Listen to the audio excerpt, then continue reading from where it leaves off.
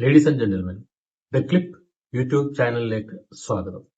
ലോകമെമ്പാടുമുള്ള ഫുട്ബോൾ പ്രേമികൾ ഇപ്പോൾ ആകാംക്ഷയോടെ ആവേശത്തോടെ വേൾഡ് കപ്പ് കാണുന്ന സമയമാണ്.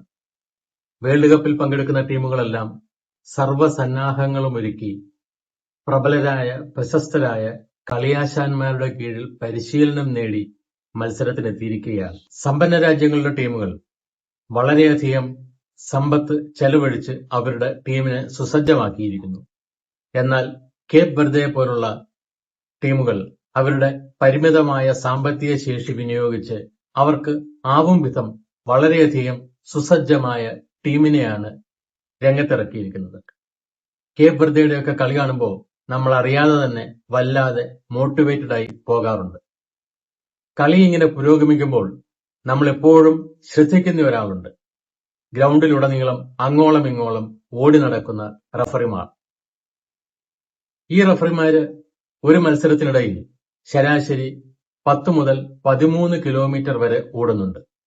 എന്നാൽ വീറും വാശിയുമേറിയ ഫുട്ബോൾ മത്സരമാണെങ്കിൽ അവരുടെ ഓട്ടം 13 മുതൽ 15 കിലോമീറ്റർ വരെയാകും.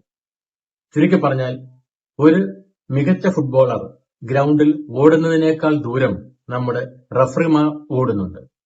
ആ റഫറിങ്ങിലെ ഒരു സൂത്രത്തെക്കുറിച്ചാണ് ഇന്ന് നമ്മുടെ വീഡിയോ.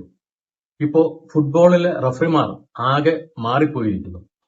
പണ്ടൊക്കെ ഒരു വിസിലും ഒരു മഞ്ഞ കാർഡും ഒരു ചുവന്ന കാർഡുമായിരുന്നു അവരുടെ കൈമുതൽ. എന്നാൽ ഇന്ന് സാങ്കേതിക വിദ്യയുടെ വളരെ വലിയ സഹായം അവർക്ക് ലഭിക്കുന്നുണ്ട്. ഏത് നാടൻ ടൂർണമെന്റിലായാലും റഫറിയുടെ ഒരു പിഴവ് അതിന്റെ ദൂഷ്യഫലം ഏറ്റുവാങ്ങേണ്ടി വരുന്ന ടീമിനെയും ടീം അംഗങ്ങളെയും ദീർഘകാലം, ഒരുപക്ഷെ ജീവിതകാലം മുഴുക്കെ മഥിച്ചുകൊണ്ടിരിക്കും. ഓർത്തു നോക്കുക, ഒരു പെനാൽറ്റി വിധിക്കുക അല്ലെങ്കിൽ ഒരു പെനാൽറ്റി നിഷേധിക്കുക എന്നത് ഒരു ടീമിന്റെ ജയപരാജയങ്ങളെ എന്തുമാത്രം സ്വാധീനിക്കുമെന്ന്. ഒരുപക്ഷെ തെറ്റായി വിധിച്ച ഒരു ചുവപ്പ് കാർഡിന്റെയും കാര്യം അങ്ങനെ തന്നെയാകാം. തന്റെ തീരുമാനം തെറ്റായി പോയി എന്ന് തിരിച്ചറിയുന്ന റഫറിയും ഒരുപക്ഷെ ജീവിതകാലം മുഴുക്കെ ആ തീരുമാനത്തിൽ പശ്ചാത്തപിക്കുന്നുമുണ്ടാകാം. ഇക്കാര്യങ്ങളൊക്കെ അറിയാവുന്നതുകൊണ്ട് റഫറിമാരും പരമാവധി തെറ്റൊഴിവാക്കാൻ ശ്രദ്ധിക്കാറുണ്ട്. എന്നാലും വീറും വാശിയുമേറിയ ഒരു ഫുട്ബോൾ മത്സരത്തിൽ എത്ര ശ്രമിച്ചാലും തെറ്റു സംഭവിക്കുക എന്നത് ഒരുപക്ഷെ സ്വാഭാവികം മാത്രമാകാം. ഇത് ഒഴിവാക്കാൻ പണ്ടുകാലം മുതലേ ഒരു സൂത്രം റഫറിമാർ പ്രയോഗിക്കുന്നുണ്ട്. അതെന്താണെന്ന് അറിയുന്നതിന് മുമ്പ് നമുക്ക് നിലവിലെ റഫറിയിങ് സമ്പ്രദായത്തെക്കുറിച്ചൊന്ന് നോക്കിയിട്ട് വരാം. കളിക്കളത്തിൽ നമുക്ക് കാണാവുന്ന റഫറിമാർ 3 സെന്റർ റഫറി അല്ലെങ്കിൽ കളി നിയന്ത്രിക്കുന്ന മുഖ്യ റഫറി, പിന്നെ 2 ലൈൻസ്മാൻമാർ, കൊടിയും പിടിച്ചുകൊണ്ട് ഫുട്ബോൾ ഗ്രൗണ്ടിന്റെ സൈഡിലൂടെ ഓടുന്ന 2 ലൈൻസ്മാൻമാർ. ഇതുകൂടാതെ മറ്റൊരു റഫറിയും കൂടെ കളിക്കളത്തിലുണ്ട്. അതാണ് 4. അദ്ദേഹമാണ് സബ്സ്റ്റിറ്റ്യൂഷൻ സംബന്ധിച്ച കാര്യങ്ങളും മറ്റും നിയന്ത്രിക്കുന്നത്. പിന്നെ നമുക്കെല്ലാവർക്കും അറിയാം, വേൾഡ് കപ്പ് പോലുള്ള പ്രധാന ടൂർണമെന്റുകളിൽ റഫറിയെ സഹായിക്കാനായി വീഡിയോ അസിസ്റ്റന്റ് റഫറിമാരുണ്ട്. അവിടെയും ഒരു ചീഫ് വീഡിയോ അസിസ്റ്റന്റ് റഫറിയും അദ്ദേഹത്തെ സഹായിക്കാനായി 6 അതിൽ കൂടുതലോ റഫറിമാരും ഉണ്ടാകാറുണ്ട്. നമുക്കറിയാം, ഒരു ഫുട്ബോൾ ഗ്രൗണ്ട് 2 പകുത്തിട്ടുണ്ട്.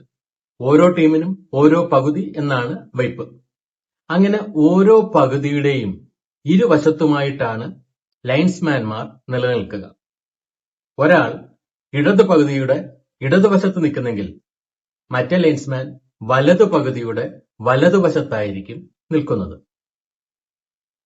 അവർ ഓരോരുത്തരും തങ്ങളെ നിയോഗിച്ചിരിക്കുന്ന പകുതിക്കപ്പുറത്തേക്ക് പോകാറില്ല. അപ്പോൾ റഫറിമാരെ നമുക്ക് കളിക്കളത്തിന്റെ എല്ലാ മുക്കിലും മൂലയിലും കാണാം. എല്ലാ സ്ഥലങ്ങളിലും റഫറിമാർ ഓടിയെത്തും. പക്ഷെ എന്നിരിക്കലും നമ്മൾ റഫറിയുടെ നീക്കത്തെ കൃത്യമായി നിരീക്ഷിച്ചാൽ ഒരു കാര്യം ബോധ്യമാവും. റഫറിമാർ ഒരു പ്രത്യേക സഞ്ചാര പാതയിലൂടെ മാത്രമാണ് സഞ്ചരിക്കുന്നത്. സ്റ്റേഡിയത്തിന്റെ ഏതെങ്കിലും, ഉദാഹരണം പറഞ്ഞാൽ ഏതെങ്കിലും ഒരു കോർണർ ഫ്ലാഗിന്റെ അടുത്ത് റഫറി ചെന്നിരിക്കട്ടെ. അങ്ങനെ കോർണർ ഫ്ലാഗിന്റെ അടുത്ത് അല്ലെങ്കിൽ പെനാൽറ്റി ബോക്സിന്റെ അടുത്ത് അല്ലെങ്കിൽ പെനാൽറ്റി സ്പോട്ടിൽ റഫറി എത്തിയാൽ ആ ദൌത്യം കഴിഞ്ഞിട്ട് അദ്ദേഹം തിരികെ തന്റെ സഞ്ചാര പാതയിലേക്ക് തിരികെ വരും. ഇക്കാര്യം കൂടുതൽ മനസ്സിലാക്കാൻ നമുക്ക് ഈ ചിത്രം ഒന്ന് നോക്കാം. ഇതൊരു ഫുട്ബോൾ ഗ്രൗണ്ടിന്റെ ചിത്രമാണ്. സാധാരണ ഫുട്ബോൾ ഗ്രൗണ്ടിൽ കാണാത്ത ഒരു വര ഞാൻ അതിനകത്ത് രേഖപ്പെടുത്തിയിട്ടുണ്ട്. അത് ഫുട്ബോൾ ഗ്രൗണ്ടിൽ കോണോട് കോൺ വരച്ചിരിക്കുന്ന ആ ചുമന്ന ഇടവിട്ടുള്ള വരയാണ്. സാധാരണഗതിയിൽ റഫറിമാരുടെ സഞ്ചാരപാത ഈ കോണോട് കോണായിരിക്കും. ഫുട്ബോൾ സ്റ്റേഡിയത്തിന്റെ എതിർ കോണുകളെ പരസ്പരം ബന്ധിപ്പിക്കുന്ന ഈ ഡയഗണൽ രേഖയിലൂടെയാണ് റഫറിമാർ അങ്ങോട്ടും ഇങ്ങോട്ടും ഓടുന്നത്. ഇവിടെ നിന്ന് അവർ മറ്റ് ഭാഗങ്ങളിലേക്കൊക്കെ പോകും. സ്റ്റേഡിയത്തിന്റെ മറ്റു ഭാഗങ്ങളിലേക്കൊക്കെ അവർ തീർച്ചയായും എത്തേണ്ടതുണ്ട്. പക്ഷേ ആ ദൗത്യം കഴിഞ്ഞാൽ അവർ തിരികെ വന്ന് ഈ സഞ്ചാരപാതയിലൂടെ സഞ്ചരിക്കാൻ തുടങ്ങും. അങ്ങനെ വരുമ്പോൾ നമുക്കൊരു കാര്യം മനസ്സിലാവും. നമുക്കറിയാം, ലൈൻസ്മാൻമാർ നിൽക്കുന്നത് ഒരു സ്റ്റേഡിയത്തിന്റെ ഒരു പകുതിയുടെ ഏതെങ്കിലും ഒരു വശത്തായിരിക്കും.